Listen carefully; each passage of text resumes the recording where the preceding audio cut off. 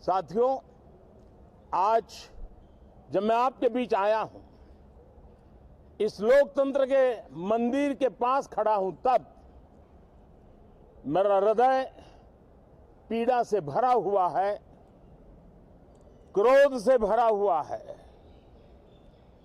मणिपुर की जो घटना सामने आई है, किसी भी सभ्य समाज के लिए ये शर्मसार करने वाली घटना है। पाप करने वाले, गुनाह करने वाले कितने हैं, कौन है, वो अपनी जगह पे है, लेकिन बेइज्जती पूरे देश की हो रही है। 140 करोड़ देशवासियों को शर्मसार होना पड़ रहा है। मैं सभी मुख्यमंत्रियों से आग्रह करता हूं कि वे अपने राज्य में कानून व्यवस्था को और मजबूत करें, खास करके हमारी माताओं बहनों की रक्षा के लिए कठोर से कठोर कदम उठाएं।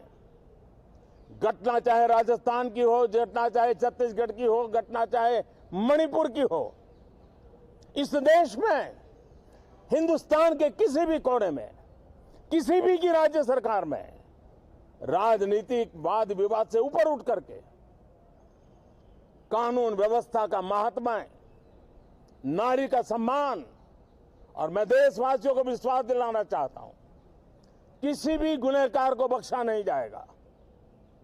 कानून अपनी पूरी शक्ति से, पूरी सख्ती से एक के बाद एक कदम उठाएगा। मणिपुर की इन बेटियों के साथ जो हुआ है, इसको कभी माफ नहीं किया जा सकता है।